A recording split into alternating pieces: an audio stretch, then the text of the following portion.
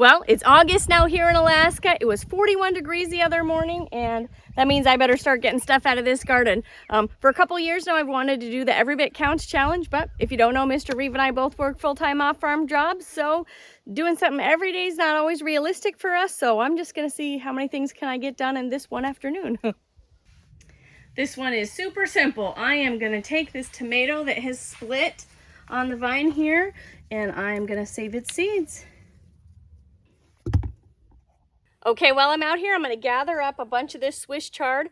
All these big leaves and stuff I'm going to can up as green so that I can have them for this winter. And anything that's still a small plant, we'll just leave it in the ground and let that keep growing until it freezes so that we can fresh eat on it as long as possible.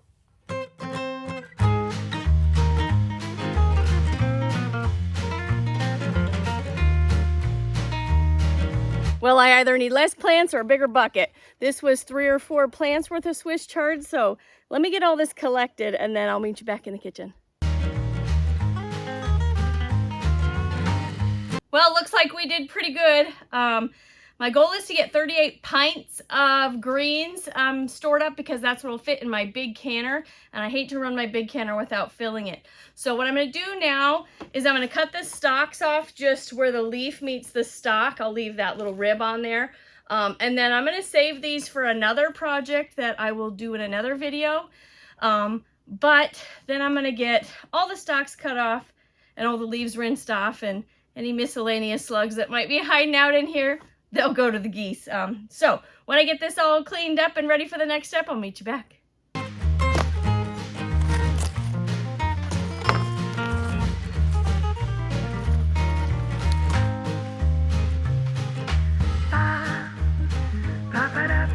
All right, if you know anything about me, I tend to do things the short way, so I'm going to show you how I do it the short way. You just cram them in there. Cram as much in a jar as you can get. And just keep pushing it down and pushing it down. If you wanted to, you could chop it up or put salt or garlic in it, but I'm going to get these greens in the jars. I'm not going to worry about it. I can always cut it up later. It's going to pretty much break apart, fall apart anyways, so no sense in doing anything fancy. All right, now when I get it pushed down as much as I can, and no more can go in there, I'm going to put some water in there. I'm going to give it 1 inch of headspace. Now, it takes a little bit to get the water in there. And if you watched any of my other canning videos, you know I don't debubble anything, but this, I definitely do. Because you can see all the bubbles that are coming out of there. And I just push down until no more bubbles come out. And add some more water. Alright, let's see. That should be pretty good. I'm going to wipe the rim. We didn't use fat or grease, so I don't need to worry about using vinegar. Put the lid on. Put the ring on, finger tight. And see how many jars I get. Well, we only ended up with 22 pints. I still can get some more jars of greens, not Swiss chard because I've gotten all of that. But I can go out and get some kale to buffer, at least get us a little bit closer to 38. We won't get to 38 with all the kale, but we'll get closer and I'll be happy with that. So I'll meet you in the garden and show you the beautiful kale we have.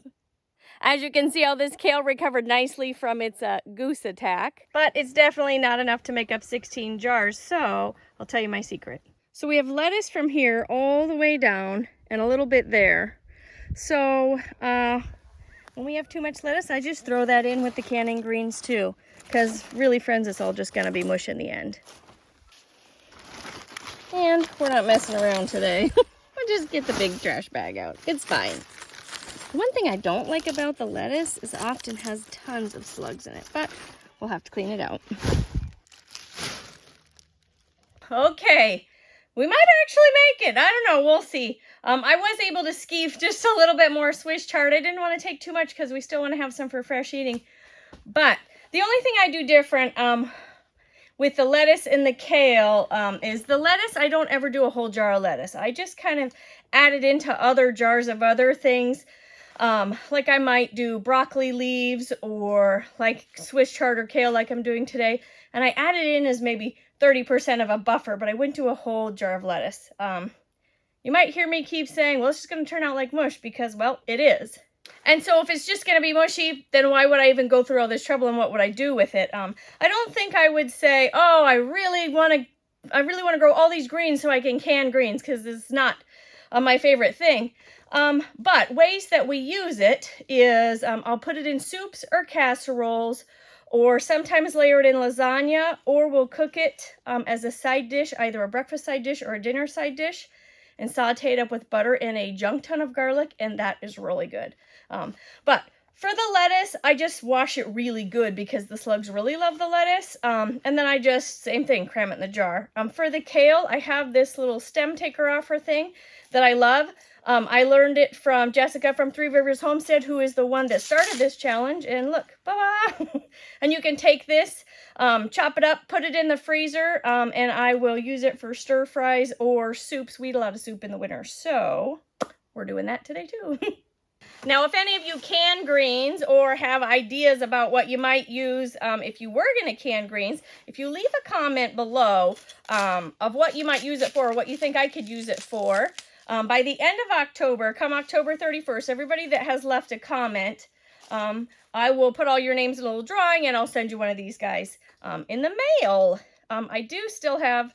There was a zucchini video that I did last year that didn't really do very well, but it was like 7 different dinners or 7 different meals you could make with zucchini. And I'm waiting for that video to get to 300 views so that I can send somebody a pair of my orange canning gloves. But, well, if you want to watch it. Maybe you can help us get to 300. But anyways, so leave a comment below on what you think I could use the greens for, or what you would use greens for, or even tell me you hate greens and you never can them, you think it's a waste of time and energy. That's fine too. Anybody that puts a comment, I'll put your name in the drawing.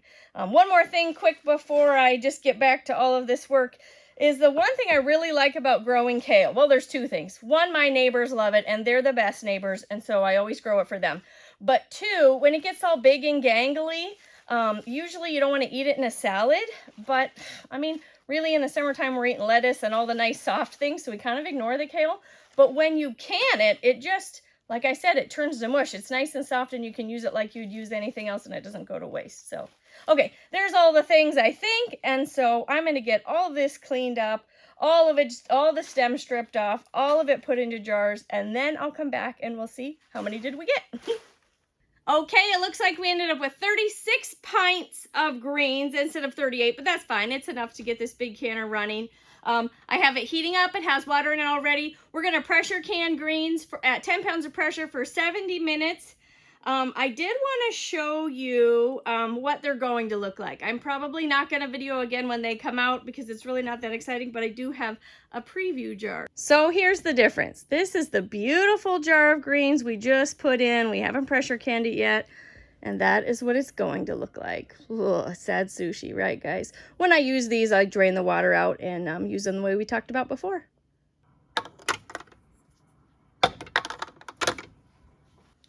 Okay, quick caveat. I don't always do things the way you're supposed to. I don't always do the approved methods from the National Center for Food Preservation. My How I Can Greens is really close to that method. I'm just showing you what I do in my kitchen, yada yada, all the things, right? Okay, so I'll leave the link below for how to can greens, the approved method from the National Center for Food Preservation. And that being said, I'm getting canned milk, which is totally not an approved method. And most people are highly against it, and that's okay. I'm just showing you what I do in my kitchen. I have done this for a couple of years now and have tried it out. There's lots of different ways that people say you can can milk.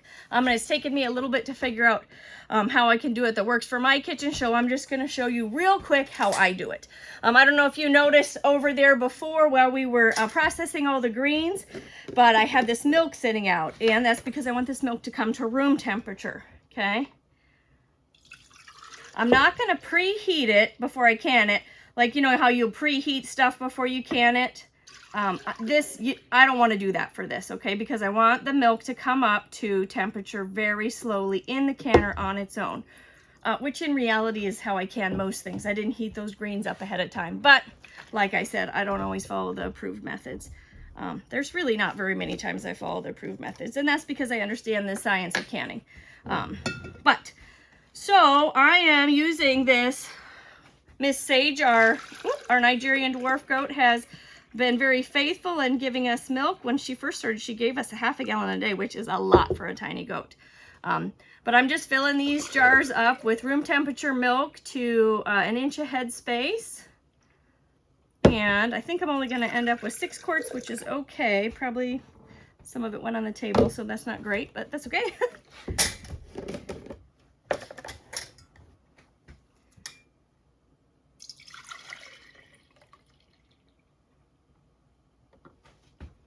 And then I'm going to put the rings and the lids on, yada yada, finger tight, all the things, right? This one's going to come up a little bit short, I think. Ooh. Well, I think we might top these off and then leave this one for Mr. Reeve for smoothies, because I don't want to can a partial jar. I'm not comfortable with that. The main issue I've had with canning milk is that it ends up curdling, and that's because I'm not a patient person and I heat it up too fast. So what I do to avoid that is I put all the jars around the edge of the canner, and I don't put any jars right in the center of the canner where the burner is for my propane stove. I think maybe if you had a glass top stove or something like that, it might not have that issue, but so this is what's worked for me. So same thing, wipe the rim, put the lids on, put the rings on, all the things, right? And then I'll show you, I have some milk that's already done. So this is some of the goat's milk that I had canned previously. I think we have 8 cases of it downstairs now, which is great. Because we don't milk in the winter because it gets way too cold. It's too cold for us. It's too cold for the goats.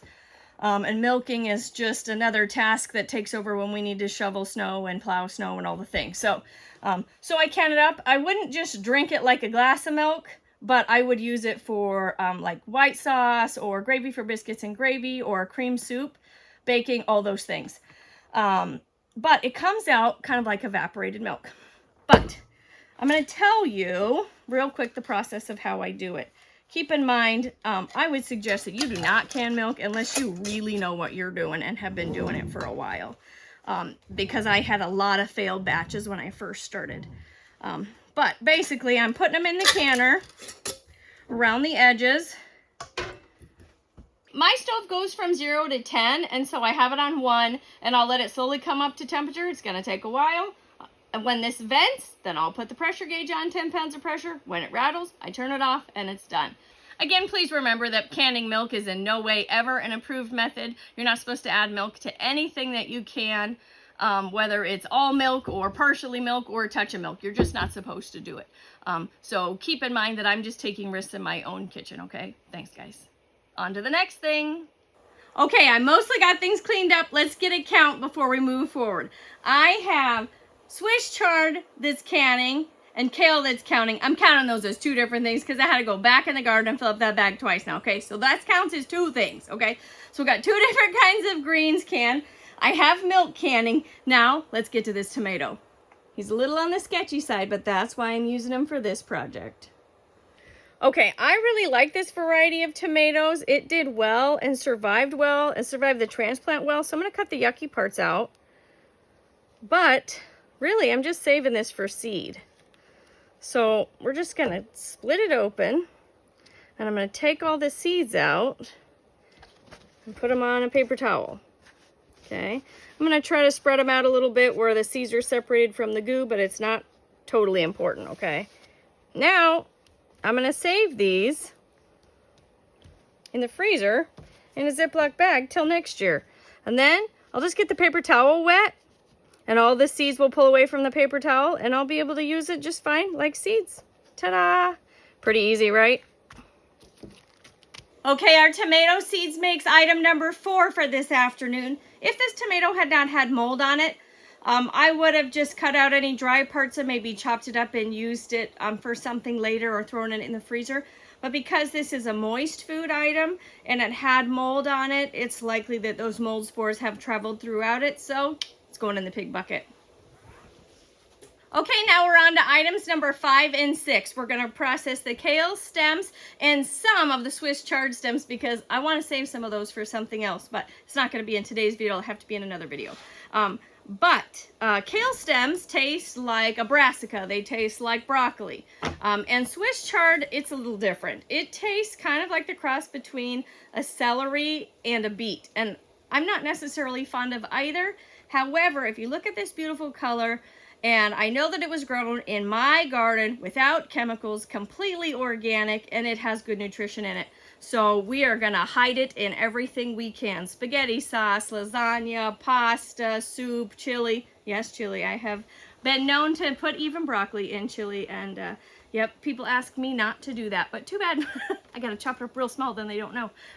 But I use lots of things that normally you would throw away as fillers for food, because these are things that I grew. Why in the world would I throw them away?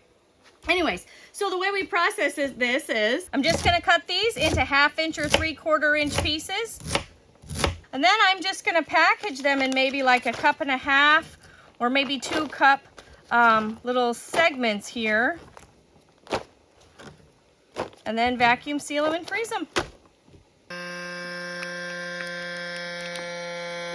Okay, I end up with 7 bags of Swiss chard and kale stems. So that does it for number 5 and 6. On to number 7. When I was out in the garden, I was pretty sure I saw my calendula blossoming. My calendula flowers are doing really good. Bit by bit, I'm saving them and putting them in this jar of olive oil so that I can make salves and have infused oils if I want to make calendula soap or something like that. It's pretty easy to do. You just pluck the open blossoms here. Get all the bugs off maybe, huh? It's pretty simple. You just take your little blossom. If you pinch and twist on the green part a little bit, it helps the little petals come out. Then you take the petals, put them in the jar. I just shake it around a little bit till the petals fall underneath the olive oil, and I'll collect as many as I can with a couple of calendula plants that I have. Well, that was an easy number 7. That's going to do it for my afternoon. We spent about 4 hours. We got 7 things done. I'm not quite caught up to all the days of the Every Bit Counts challenge, but we're getting closer. My next video will be likely partly freezer because I have no room in the inn in the freezers. But anyways, I hope you enjoyed this video. I'll see you on the next one.